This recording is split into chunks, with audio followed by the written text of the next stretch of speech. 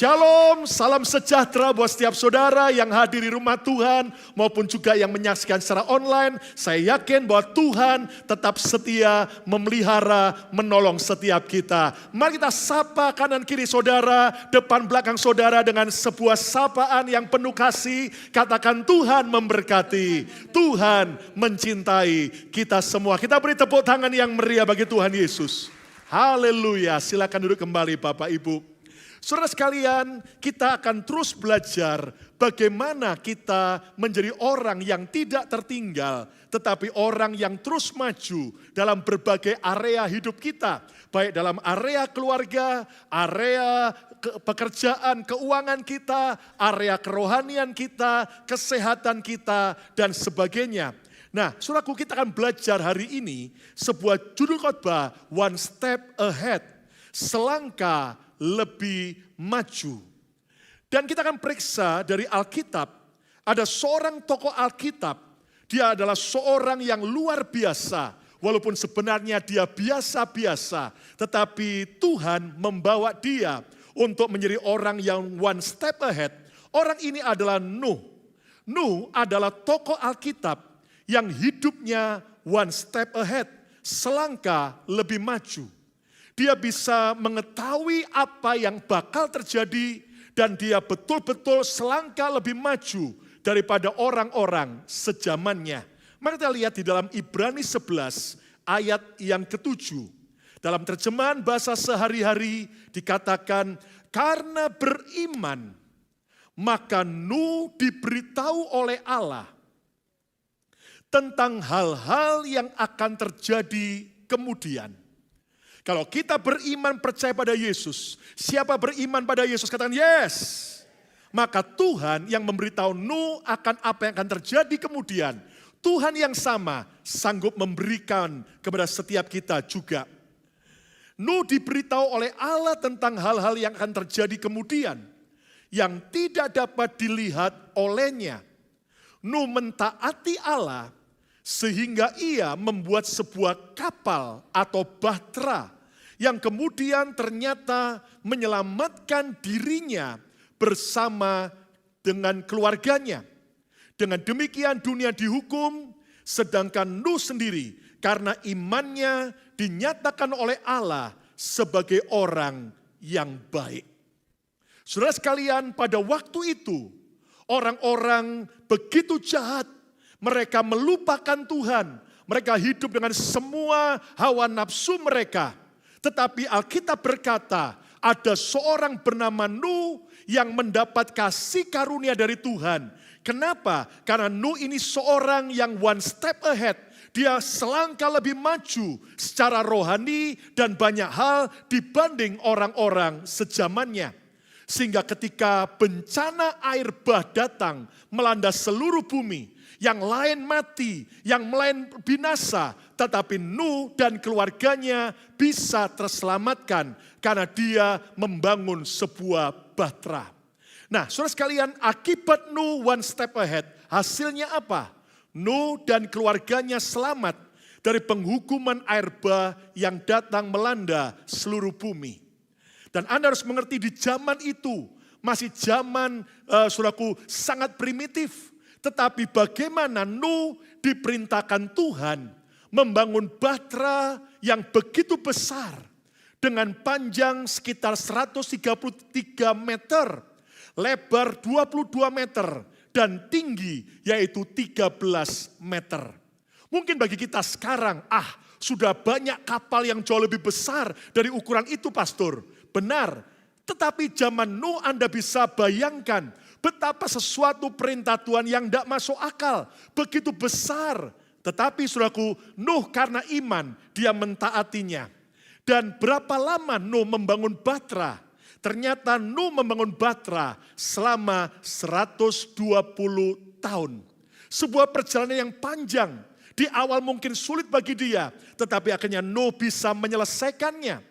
Dan Alkitab berkata selama dia membangun bahtera, 120 tahun Nuh juga berkhotbah kepada orang-orang sejamannya akan penghukuman air bah yang akan datang. Tetapi Nuh diejek, diketawain. Mereka diundang untuk masuk ke bahtera, tetapi mereka mentertawakan. Nah, tetapi saudaraku, ketika bahtera itu siap, ternyata akhirnya Tuhan yang menutup pintu bahtera itu. Saudara, kami sekeluarga beberapa hari yang lalu sempat pergi ke Kentucky dan di sana ada sekelompok anak-anak Tuhan yang begitu ingin saudaraku membangun bahtera dengan ukuran dan ketepatan seperti yang ada. Dan saudara, itu benar-benar sebuah bahtera yang dibangun dan akhirnya menghabiskan hampir 100 juta US dollar. Dan kita bisa menikmati masuk ke dalamnya, mereka meneliti dengan baik. Ternyata mereka memeriksa dan mempelajari dengan akurat bahwa sejak pintu bahtera ditutup oleh Tuhan, itu jam 8 pagi, maka air bah mulai datang melanda seluruh bumi dan menutup seluruh bumi membutuhkan waktu 8 jam. Saudara sekalian, dari jam 8 pagi sampai jam 4 sore, maka air bah itu melanda seluruh bumi. Dan saudara sekalian, Nuh sekeluarga dan semua binatang yang ada di dalam bahtera selamat dan tinggal di dalam bahtera selama 370 hari lamanya. Lebih dari 1 tahun. Nah, Anda bisa bayangkan, saudaraku, bagaimana Nuh selangkah lebih maju daripada orang-orang sejamannya. Mereka yang lain mati, yang lain binasa karena air bah. Tetapi Nuh dan keluarganya dan binatang-binatang yang ada dalam bahtera tetap bisa survive. Saudara, kita sedang menghadapi pandemi dan kita bersyukur di Philadelphia, terutama perkembangan penyebaran COVID turun dengan tajam. Segala kemuliaan hanya bagi Tuhan. Beri tepuk tangan yang meriah bagi Tuhan. Amin, saudaraku. Dan di Amerika sudah mulai menurun. Tetapi saya mendengar di Indonesia, bahkan juga di Taiwan, sudah mulai menanjak lagi. Dan saudara, kita tetap berdoa. Tetapi saudaraku, di tengah-tengah semua kegoncangan, baik kegoncangan tentang saudaraku penyakit, kegoncangan tentang ekonomi yang bakal terjadi dan sebagainya, mari kita belajar seperti Nuh. Di tengah-tengah air bah, Nuh tetap terpelihara, diselamatkan. Saya yakin kalau saudara mau sungguh-sungguh, tetap saudaraku one step ahead, selangkah lebih maju. Di tengah-tengah yang lain lagi stres dan frustrasi, saudara tetap melihat mujizat dan pemeliharaan Tuhan. Yang percaya, beri tepuk tangan yang meriah bagi Tuhan. Amin, saudaraku. Yang lain mengalami krisis, saudara semakin diberkati. Yang lain mengalami jalan buntu, saudara melihat jalan keluar dan jalan kemenangan yang Tuhan sediakan. Nah, Tuhan yang sama yang membuat Nuh, maka Tuhan yang sama sanggup mengangkat saudara dan saya. Nah, siapa yang hidupnya mau selangkah lebih maju seperti Nuh, yang mau beri tepuk tangan yang meriah sekali lagi bagi Tuhan Yesus. Nah, kita akan belajar dari Nuh. Bagaimana rahasia bisa one step ahead seperti Nuh? Ada beberapa hal yang kita pelajari hari ini. Yang pertama, good prediction. Baik dalam membaca masa depan. Saudara, Nuh ini adalah seorang yang akhirnya, walaupun dia di awal tidak tahu, tapi Alkitab berkata Tuhan memberitahu apa yang akan terjadi. Nah, hal tersulit dalam hidup ini adalah memprediksi masa depan. Hal yang terberat adalah kira-kira apa yang bakal terjadi di depan. Kenapa? Karena lebih mudah kita menganalisa dan mempelajari apa yang sudah terjadi. Tetapi apa yang belum terjadi, apa yang di depan itu sulit. Dan memang kita berkata bahwa nggak mungkin saya bisa tahu tentang masa depan saya. Tapi kita harus percaya. Kita menyembah Yesus yang adalah Alfa dan Omega. Yang lebih dulu ada dan yang sudah ada di masa depan. Artinya kalau Tuhan Yesus bisa memberitahu bocoran kepada Nuh tentang masa depan. Tuhan memberi bocoran kepada Yusuf tentang masa depan apa yang terjadi. Tuhan memberitahu kepada Daniel apa yang akan terjadi. Tuhan yang sama sanggup memberikan bocoran buat saya dan saudara. Yang percaya katakan yes. Nah, saudaraku, jadi bersama dengan Tuhan kita bisa belajar mengerti apa yang akan terjadi. Nuh bisa memprediksi apa yang akan terjadi secara akurat. Dan lihat Kejadian 6 ayat 9. Inilah riwayat Nuh. Nuh adalah seorang yang benar dan tidak bercela di antara orang-orang sezamannya. Di tengah-tengah kehancuran moral waktu itu, Nuh tetap hidup takut akan Tuhan, tetap hidup benar, jadi pelaku firman. Mari di tengah-tengah keadaan dunia yang semakin jahat, saudara dan saya tetap takut akan Tuhan. Katakan yes. Dan Nuh itu hidup bergaul dengan Allah. Nuh berjalan bersama Tuhan. Tiap hari dia intim bergaul dengan Tuhan. Akibatnya apa? Lompat ayat 13. Berfirmanlah Allah kepada Nuh. Tuhan bicara kepada Nuh karena Nuh bergaul dengan Tuhan. Lihat apa yang Tuhan sampaikan tentang apa yang bakal terjadi di masa depan. Aku telah memutuskan untuk mengakhiri hidup segala makhluk. Sebab bumi telah penuh dengan kekerasan oleh mereka. Jadi aku akan memusnahkan mereka bersama-sama dengan bumi. Tahukah Anda bahwa ketika Nuh ini hidup intim bergaul dengan Tuhan, maka Nuh diberi Tuhan bocoran tentang apa yang bakal terjadi. Pengetahuan hanya memberitahu apa yang sudah terjadi. Sementara hikmat akan memprediksi apa yang akan terjadi di masa depan. Dan Anda harus mengerti bahwa Tuhan Yesus adalah sumber segala hikmat. Yang percaya katakan amin. Nah mungkin Anda berkata, Pastor, saya bagaimana bisa tahu apa yang bakal terjadi minggu depan? Bagaimana tahu apa yang terjadi tahun depan? Anda ingat saudara, bahwa Alkitab berkata, firman Tuhan seperti pelita bagi jalan kita. Pada zaman itu ketika belum ada penerangan lampu di jalan seperti sekarang. Maka orang-orang ketika mereka berjalan di tengah malam, maka di kaki mereka, di sepatu mereka ada pelita. Dan mereka bisa melangkah dan lihat ke depan beberapa langkah. Dan mereka melangkah lagi lihat ke depan. Memang Tuhan tidak langsung memberitahu semua secara detail.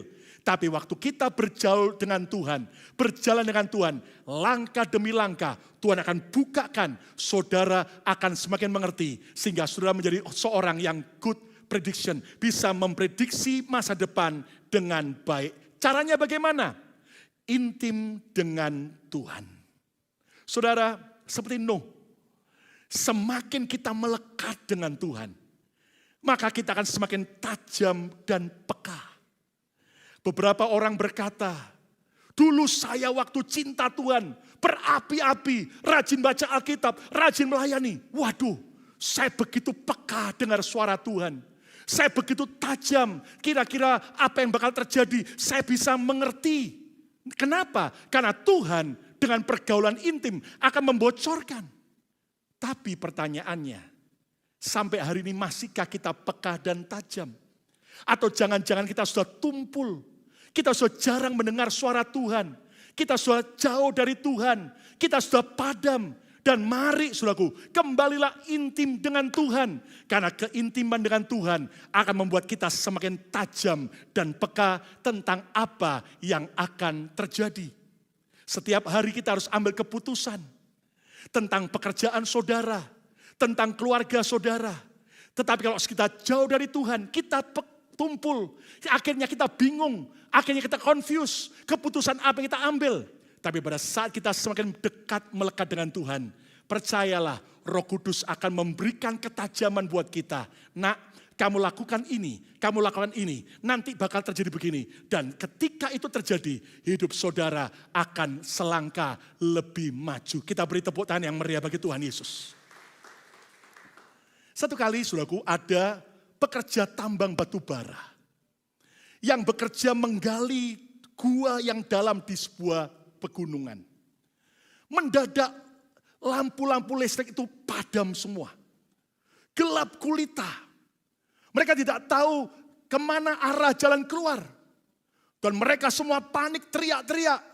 Mereka coba kemana-mana, akhirnya kebentur-bentur. Bahkan tabrakan dengan sesama saudaraku, petambang batu bara itu. Dalam keadaan mereka panik dan mulai putus asa. Maka seorang yang sangat berhikmat di antara mereka berkata, lebih baik kalian jangan ribut, jangan panik, duduk tenang. Buat apa kita duduk tenang?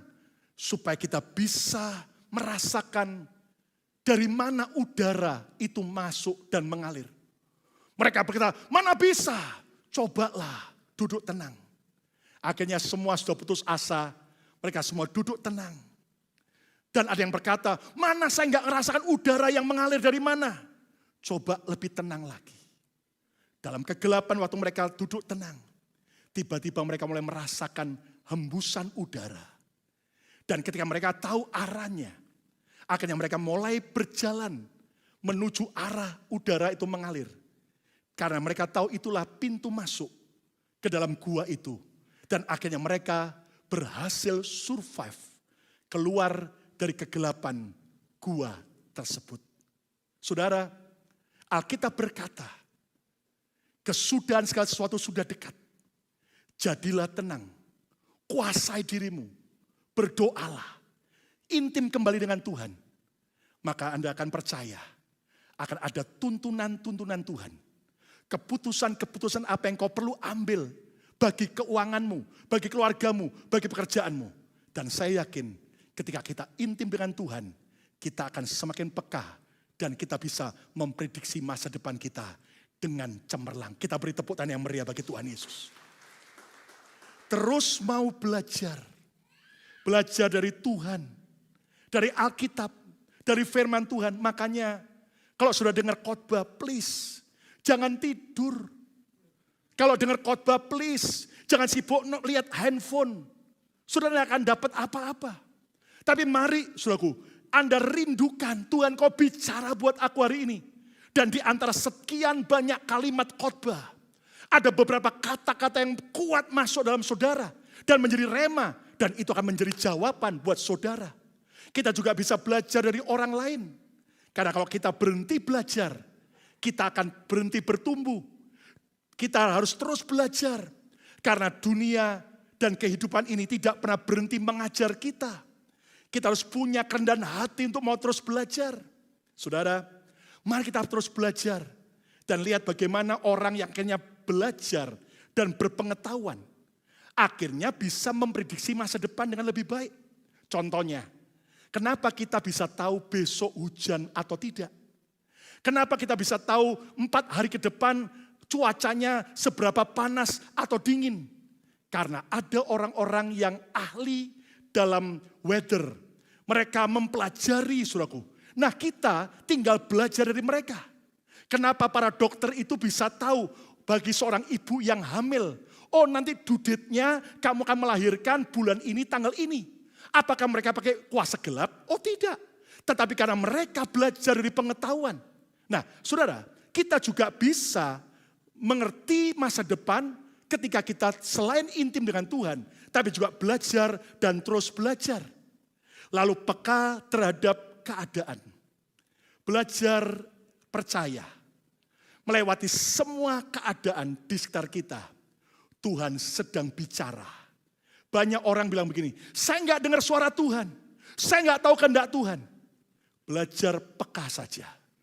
Dan di setiap keadaan sudah bisa melihat Tuhan sedang berpesan apa. Kesempatan apa yang sedang datang. Kairos apa yang sedang datang.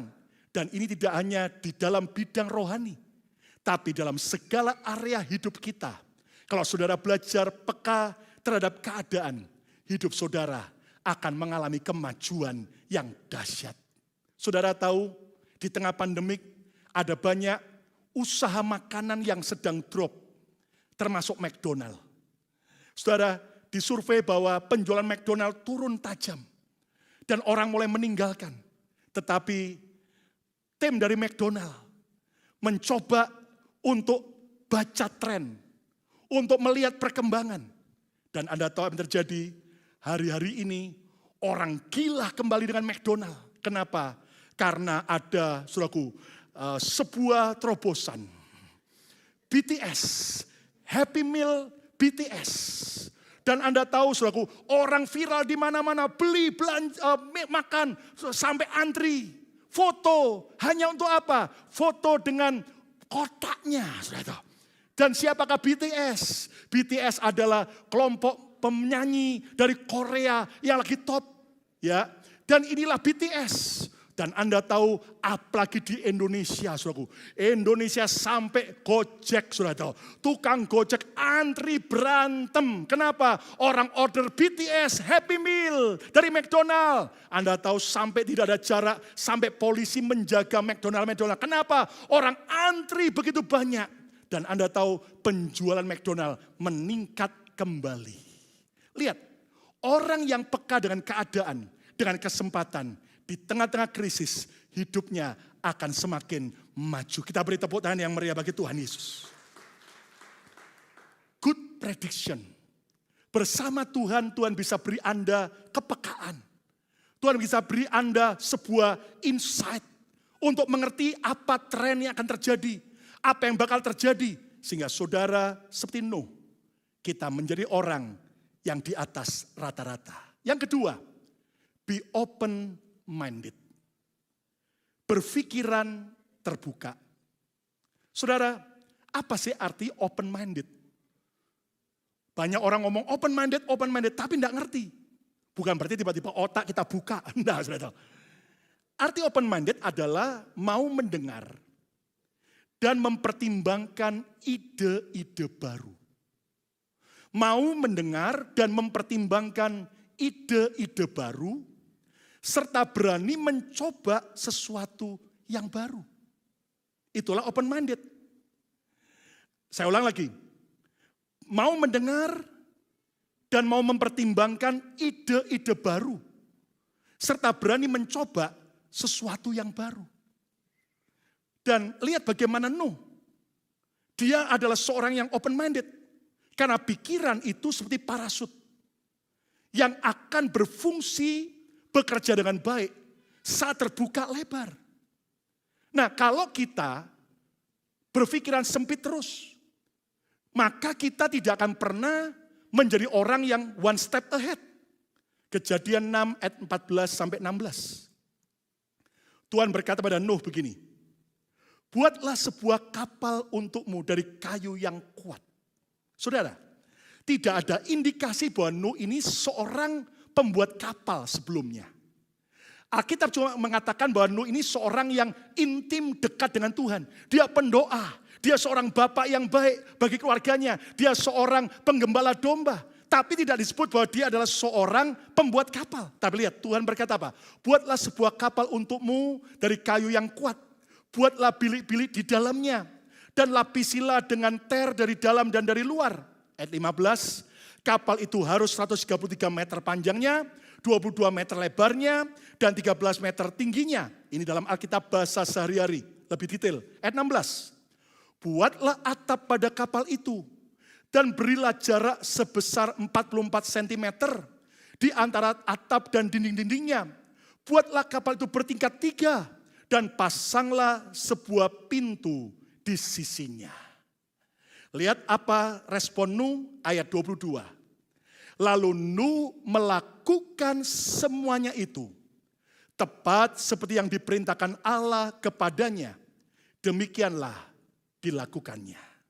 Saudara, Nuh akhirnya dia belajar open-minded. Walaupun dia tidak pernah membuat bahtera. Dia tidak pernah bangun kapal sebesar itu. Bagaimana caranya, pengaturnya, dan sebagainya. Ya kalau kapalnya nanti ketika bahtera datang, air bah datang akan terapung. Lah kalau ternyata tenggelam bagaimana? Ternyata bukan bahtera, kapal selam. No. Semua Nuh, walaupun dia tidak kuasai. Tapi akhirnya dia berpikiran terbuka. Di awal mungkin Nuh diketawain, diejek. Mana mungkin. Tetapi Nuh terus melakukan karena dia mentaati Tuhan. Nuh seorang yang open-minded. Sehingga bisa membangun bahtera, menghimpun binatang-binatang, mengumpulkan bahan makanan, serta sukses memimpin semua yang ada di dalam Batra. Dan ingat tadi, 370 hari, setahun lebih. Itu enggak mudah. Nah, kita harus belajar bahwa perubahan itu harus dimulai bukan dari orang lain, bukan dari keadaan, tapi dari cara kita berpikir. Yang setuju, katakan amin. Satu kali ada konglomerat dari China, punya kondisi mata yang sakit. Dia lihat apapun tuh kayak ada kilat cahaya bersinar. Sehingga membuat matanya enggak enak. Dia udah ke banyak dokter. Bahkan dia terbang ke Amerika untuk cari rumah sakit dokter terbaik tentang mata. Tapi tetap, saudaraku, tidak sembuh. Tiap hari disuruh minum banyak obat, tapi tidak menolong. Sampai akhirnya waktu dia balik ke China, ada seorang tabib yang tidak terkenal. Waktu bertemu, memeriksa urat nadinya, lalu kemudian tanya sebentar dengan konglomerat, sang tabib berkata, Tuan mau sembuh tidak? Mau. Mulai sekarang hentikan semua obat yang Tuan minum. Oh ya? Dan mulai sekarang Tuan cuma perlu melakukan terapi warna hijau. Tuan perlu sering-sering melihat warna hijau. Maka nanti Tuan akan sembuh. Apa betul? Akhirnya dia coba, dia lihat rumput yang hijau. Dan betul, kilatan yang di matanya yang muncul mendadak itu tambah lama tambah kecil. Tambah lama tambah berkurang. Wah betul. Akhirnya Anda tahu saudaraku, Tuan ini melakukan terapi warna hijau. Dia senang, membaik. Lalu kemudian dia undang tabib ini ke rumahnya. Sang tabib, waktu dia mau datang, dia pakai baju terbaik warna merah. Dia sisir dengan bagus, semuanya. Begitu sampai ke pekarangan rumah si orang kaya. Asisten-asisten orang kaya itu bawa black ember, saudaraku. Isinya cat warna hijau. Maka tabib disiram dengan cat warna hijau. Loh, kalian ngapain siram saya warna hijau? Dan kemudian baju merah berubah jadi warna hijau. Rambut yang hitam berubah jadi warna hijau. Dan waktu masuk dia kaget. Rumah orang kaya itu hijau semua. Sampai keramik pot, tanaman yang bagus, yang mahal, dikasih cat warna hijau semua. Maka tertawalah tabib itu. Akhirnya waktu ketemu orang kaya itu, Tuan, bagaimana dengan terapi warna hijau? Oh sekarang saya lebih baik, saya sudah lebih sehat, mata saya. Tapi Tuan punya kekeliruan. Loh kenapa? Ngapain warna merah yang bagus baju saya harus jadi warna hijau dikasih cat? Kenapa semua keramik-keramik yang mahal harus dirubah warna cat, warna hijau? Loh kan saya nuruti apa yang kamu sarankan. Tuan, tidak perlu mengubah yang lain jadi warna hijau. Pakai saja kacamata hijau. Maka semua yang Tuan lihat akan jadi warna hijau.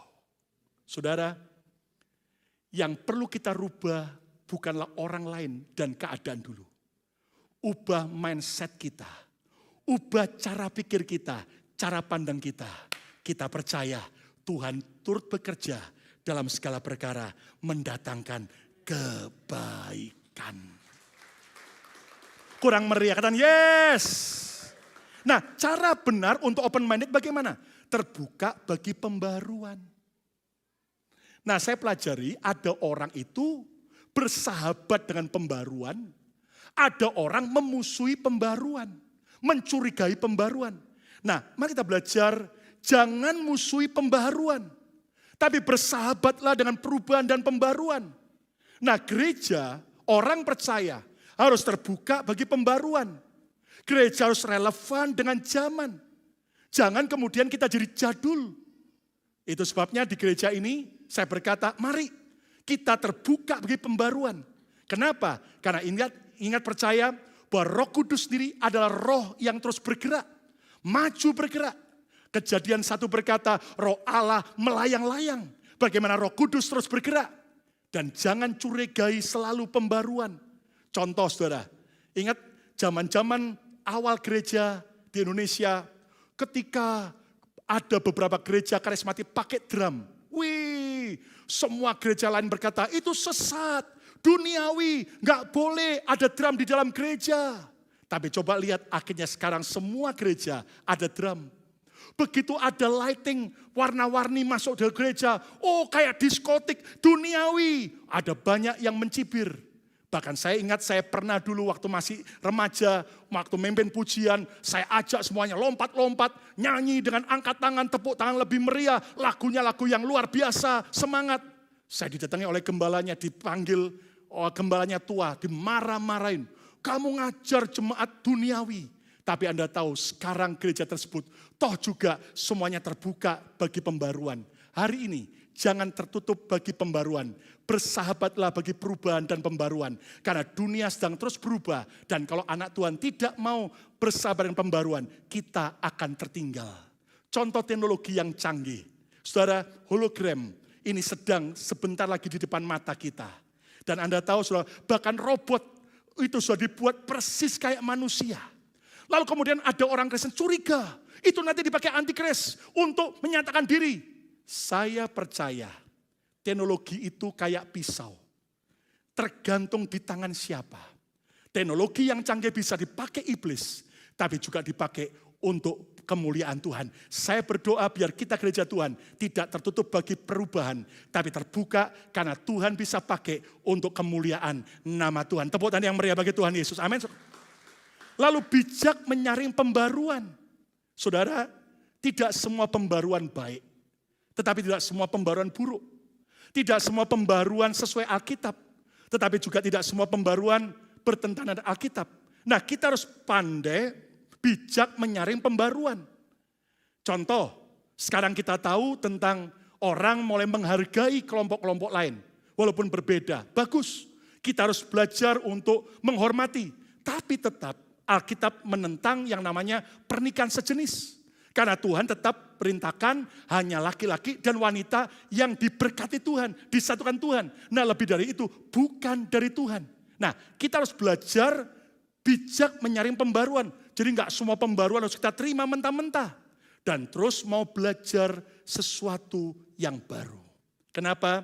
Karena inovator itu akan selalu selangkah lebih maju.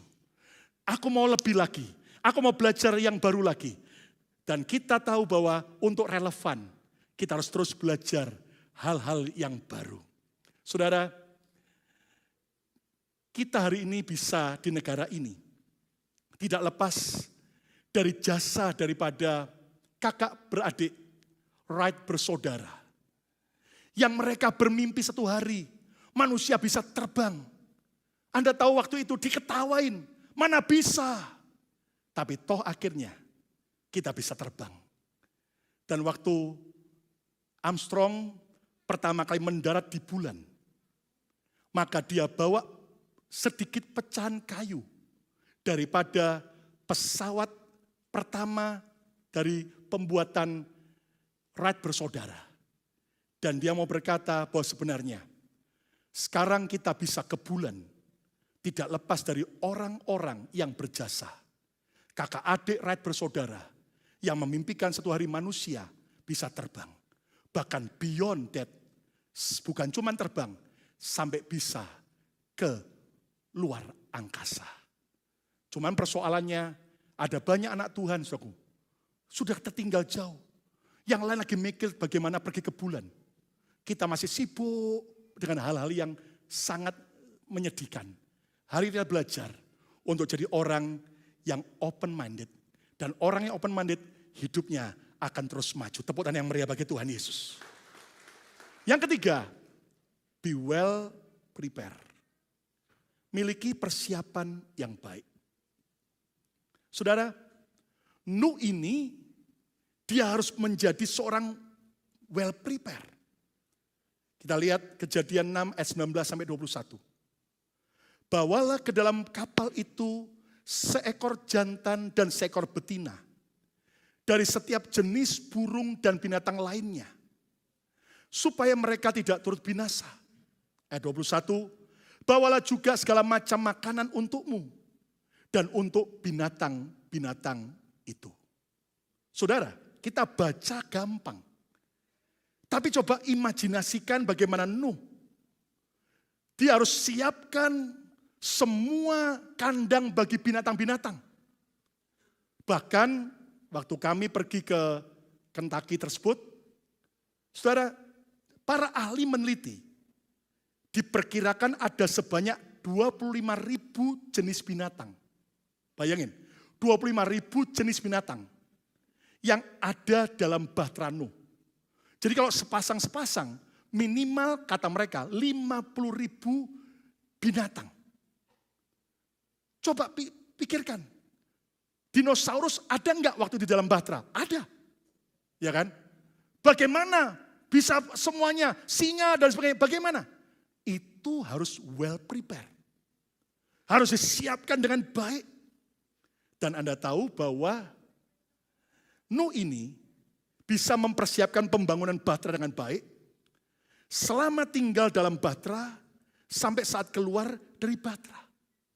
370 hari, setahun lebih. Dan ini adalah foto di dalam Bahtera yang di Kentucky. Mereka membayangkan bagaimana Nuh harus mengatur semua bahan makanan. Nuh harus mengatur semua binatang-binatang. Lalu mereka percaya bahwa Tuhan yang menolong Nuh. Saudara, ingat ya. Nuh itu kan sudah tua waktu itu. Jangankan buru-buru nangkep, saudaraku, binatang seperti cita. Yang larinya kencang. Nangkep ayam saja. Kalau dia nggak jantungan dan mati, itu mujizat. Waktu Tuhan perintahkan, Nuh kumpulkan binatang-binatang yang sepasang-sepasang. Ada beberapa jenis binatang untuk persembahan bagi Tuhan, kambing, domba, 7 pasang. Yang lainnya sepasang-sepasang. Anda tahu, Alkitab berkata, maka Tuhan mengirimkan binatang-binatang itu datang ke Bahtera Nuh. Artinya begini, terkadang perintah Tuhan kayaknya sulit dan tidak masuk akal. Tapi hanya ketaatan dan iman waktu Anda melakukan, Tuhan yang bekerja menolong saudara dan saya. Beri tepuk tangan yang meriah bagi Tuhan Yesus. Dugaan saya, malaikat sesurga sibuk hari itu. Ngapain? Mulai mengarahkan. Ayo cita-cita masuk. Gitu. Ayo serigala masuk ke dalam Bahtera. Dan dipercaya yang masuk itu yang masih muda-muda. Jadi harimaunya pun masih kecil. Ya kan? Nanti setahun dalam Bahtera mulai besar, keluar sudah dewasa. Nah itu cara Tuhan. Tapi minimal dari Nuh, dia harus bisa mengatur dengan baik. Saudara, sukses adalah perjumpaan antara persiapan dengan kesempatan. Siapa yang mau hidupnya sukses, katakan yes. Ulang lagi, siapa mau sukses, katakan yes. Siapkan dirimu dengan baik. Karena tiba-tiba waktu kairos Tuhan, kesempatan promosi datang. Bam! Maka engkau akan selangkah lebih maju. Cara well prepare, buat perencanaan dengan rapi. Rencanakan baik-baik keluargamu, perencanaan keuangan, kerohanian saudara, kesehatan saudara, masa depan saudara, persiapkan diri kalau sampai suatu saat kita mati, apakah kita mau nyusahkan komunitas gereja kita, karena kita nggak punya biaya untuk penguburan. Nah mulai sekarang siapkan baik-baik. Waktu saya mati saya nggak mau nyusahkan. Kalau ada orang nyumbang, puji Tuhan. Nggak ada yang nyumbang pun kami tetap survive. Nah itu artinya apa? Dengan ada, mungkin Anda beli life insurance, Anda atur dengan baik semuanya. Lalu bisa mengambil keputusan yang tepat. Dan bisa mendelegasikan tugas dengan baik. Dan tidak mungkin hanya Nuh sendirian. Tapi dia dengan keluarganya, dia atur. Sem, Ham, Yafet, giliranmu sekarang hari ini, kamu ke kandang kuda, kamu ke kandang harimau, kamu ke kandang mana. Dan itu semua well prepared. Nah sayangnya, ada banyak anak Tuhan sudah siapkan keuangannya dengan baik. Kesehatannya dengan baik. Keluarganya dengan baik. Pekerjaannya dengan baik. Tapi meremehkan teledor tentang kerohaniannya. Ayat yang terakhir Tuhan Yesus berkata, Matius 24 ayat 37 sampai 42. Sebab sebagaimana halnya pada zaman Nuh, demikian pula halnya kelak pada kedatangan anak manusia. Saudara, jadi pada waktu Yesus mau datang kembali, keadaan dunia akan kembali seperti keadaan zaman Nuh yang jahatnya bukan main. Dan hari ini kita tahu itu. Ayat 38. Sebab sebagaimana mereka pada zaman sebelum air bah itu, makan dan minum, kawin dan mengawinkan, sampai kepada hari Nuh masuk ke dalam bahtera. NLT version berkata, the people were enjoying banquet and parties and wedding right up to the time Noah entered his boat. Orang-orang cuma sibuk, sukacita dalam pesta, meriah dalam sebuah pernikahan. Mereka pokoknya sibuk dengan kesenangan duniawi. Mereka sibuk dengan semua kenikmatan. Hati-hati, saudara dan saya boleh enjoying life. Kita boleh nikmati hidup. Tapi jangan seperti orang-orang pada zaman Nuh. Ayat 39. Dan mereka tidak tahu akan sesuatu sebelum air bah itu datang dan melenyapkan mereka semua. Demikian pula halnya kelak pada kedatangan anak manusia. Kedatangan Yesus yang kedua kali. Ayat 40. Pada waktu itu kalau ada dua orang di ladang, yang seorang akan dibawa dan yang lain akan ditinggalkan. Kalau sekarang pada waktu itu ada dua orang di paper, yang seorang dibawa, diangkat Tuhan hidup-hidup, yang lain tertinggal. Ayat 41. Kalau ada dua orang perempuan yang sedang memutar batu kilangan, ya, kalau sekarang sama-sama kerja di pabrik tomat, yang seorang akan dibawa, terangkat, dan yang lain akan ditinggalkan. Saudara, akan ada peristiwa pengangkatan, dan ini yang Yesus sendiri ucapkan.